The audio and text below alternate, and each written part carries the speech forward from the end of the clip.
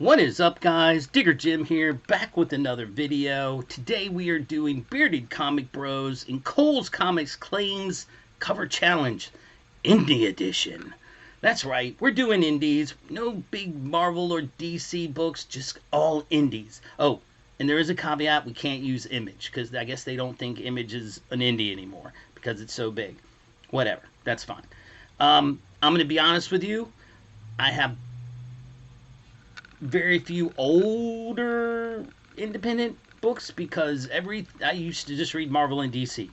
So the indies that I have are probably going to be within the last 3 years where I have expanded my horizons, and I'm glad I have and read some indie books because there's been some amazing stories, great art. That's probably the driver behind me looking into indies, was because there were periods there and Marvel and DC both were just not getting it done for me in the art or the story, and I wanted to, dip my toe into it. But these first few books are older than 3 years, but I just, I wanted to show them as part of it because I like the covers and so forth. The first book up, John Byrne's Next Men. This was from 1992. When they said, no, you can't do X-Men anymore, he said, fine, I'll go to Dark Horse and do Next Men. My own story, my own version. And it's pretty good. Just to tell you an idea of how old this book is, it said dedicated to the memory of Joe Shuster, 1914 to 1992. So this must have been right after Joe Shuster passed away. I just thought that was a cool cover. John Byrne, I love his art style. He brings it every time. Look at, he's just got detail. Look at that detail. You don't get that detail as much anymore. Some of these guys don't do that level of detail. So, yeah, first up, Next Men. Next up, this book is one that came in a mystery box, and I have not read it yet, but I think I'm going to. It is Harbinger Files. #1 from Valiant. This just looks cool. Featuring the origin of, I didn't even say that, Harada. I don't know if that's right or not. But, these are the guys that bring you Bloodshot, and countless others. So, here you go. Next book, again, another book that came from a mystery box. I don't have any other copies other than John Wick, #3, from Dynamite. It's still a pretty cool cover. John Wick. It's pretty badass. And the art's not bad in it either. So I'm digging it. I might end up looking for the other ones. Yeah, check it out. Next book up is a little bit newer. This is G.I. Joe Snake Eyes Dead Game from IDW. This was Rob Liefeld cover, and he does the interior arts, and it's not bad. I mean, I know we say he can't draw feet, but it's not bad. At least he's made people sort of normal size. I mean, not everybody's got out like that, so that's pretty cool. Next book up, and I love this cover. I absolutely love this cover. Evil Ernie, #1. It just looked like a demonic Ghost Rider, on twice as demonic as Ghost Rider is. It just looked really cool. I like the coloring in it, and the story is pretty good. I will tell you this: it's gory. I mean, like, rip your guts out. They show you your guts gory. And, yeah. Ernie doesn't end up going over very well. But that button has something to say about it. So, if you're interested in something freaky like that, go pick up Evil Ernie.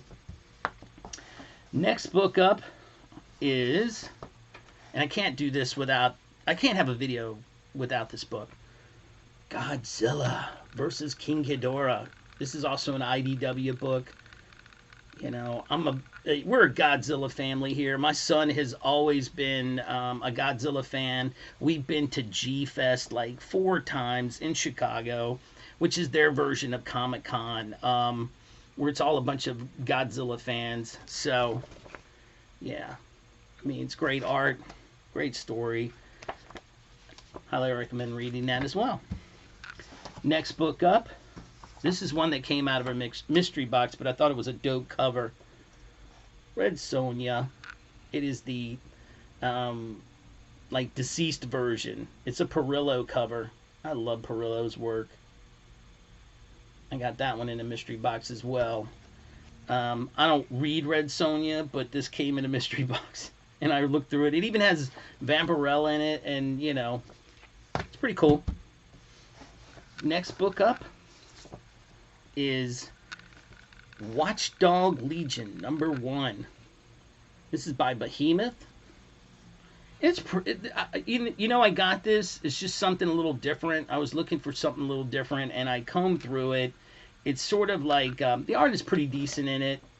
It's about London in the future and how societies have broke off into different divisions, and they're all trying to get one up on the other for resources and everything else. It's not a bad read, not a bad story.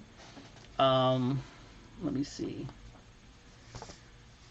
Next book up, and this is probably like one of my favorite indie reads of the year in the last 2 years, and it's 7 Secrets from Boom Studios. This is #6. It kind of shows this is your main character, Casper, and you know they're carrying around these briefcases that hold secrets in them, and if you open them, it's not always going to end well. But yeah, so you have a keeper of the secret and the defender that helps keep them safe and the secret safe. And so yeah, Casper's the main character in it. He'll play an integral part in it down the line.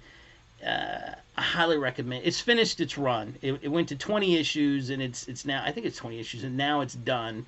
And I love the way they ended it. I love the story throughout. It was a little period where it was kind of off the beaten path, and you didn't understand what you were getting into, and you were like, "What the hell are they doing?"